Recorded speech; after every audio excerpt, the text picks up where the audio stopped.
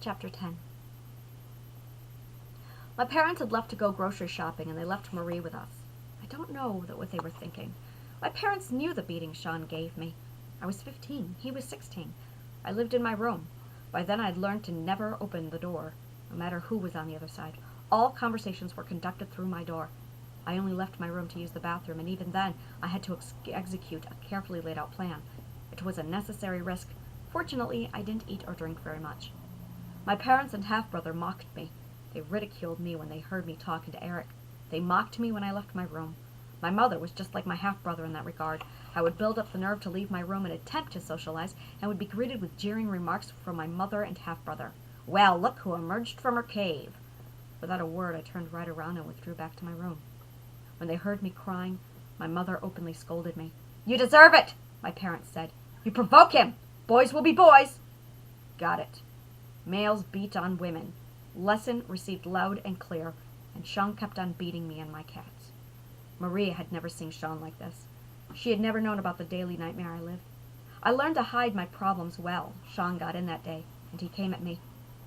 Marie stood crying as Sean shoved me against the wall and slammed his fist into my head. My head hit the wall and bounced back into his fist. He punched my head back into the wall, but it only ricocheted back.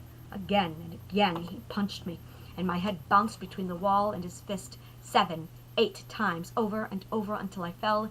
He hit me and I took it. I heard Marie screaming. She was watching. I can handle the pain. I can take the hits. But Marie? The pain fired off shots of heat, then the sensation of warm blood seeping down my face followed. More fire, and the hits kept coming, and Marie kept screaming. Then all at once, I stopped feeling it. And there was no pain. It was like I slipped into Ireland right there under his fist. I felt him touch me, but there was no pain. With the pain gone, I could feel the strength to stand, to move. I was elated that he couldn't hurt me despite being beaten with his fists. It permitted me to feel anger, and I couldn't help but feel the victor. I was elated. Through my strands of hair, I looked up at him as he pounded me with his fist, and I smiled. But he looked horror-struck and paused. Marie stole that moment to pull at his back. I saw her crying for my sake. "Leave her alone! Don't kill her!" Marie shrieked. Sean forgot about me and turned his rage to Marie. "No!" He grabbed her hair, and a craze sank in me. It made me an animal, and I saw black. I can take the hits. I can take the beatings, and the abuse, and the torture. I can handle the war. Not her. Not Marie. I stood like he had never touched me, like I'd never been beaten down. Sean fisted his hand into Marie's hair, and she screamed. That's all I needed to hear. As he dragged her through my room by her hair, I grabbed the scissors from my desk, and I lunged. I stabbed him and drove the blade into his shoulder. He could beat me. I could take it. No one touches my sister. Not Marie. Yelping, he released her and stumbled. He hauled off and punched me. I dropped the scissors and fell. I didn't feel it, but I lost my balance and hit the floor. When I looked up again, he had Marie by the hair and had dragged her out of my room. He closed my door and was gone. I heard her screams. I listened to Sean slam her door closed, and then silence. I had to make sure he wouldn't harm her, and if I moved, he may just go after her to rile me up, just like he did my cats.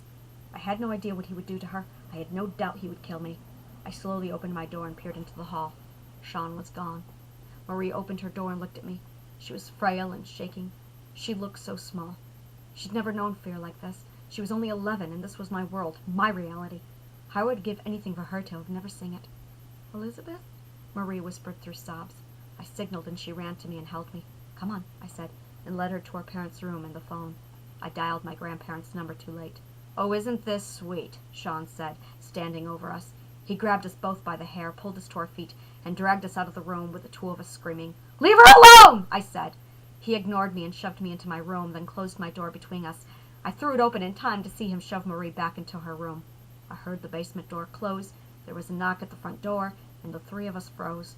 Our parents were home with Eugene, and there was a cop at the door. I stood there while Sean pulled her shirt over his shoulders and showed where I'd stabbed him. "She did that to me," he whined at the cop. "He beat me," I said. "Do you realize what you could have done?" my mother said, shooting her venom at me. I held my tongue. My father shouted. The cop agreed, and so began the 45-minute lecture about the consequences of first-degree murder. I looked at Marie for support. For her to say anything, I would not be believed. In 5 years I had not been believed. But she was there. I finally had a witness. Someone who saw into my hell. She saw what he did to me. And she said it herself. Don't kill her. Marie stood there, shaking from the adrenaline, hugging herself, and sobbing while Sean trashed my name. Yeah, I know the shaking and the cold, I thought. The adrenaline dumped into your system prepares you to fight him or run.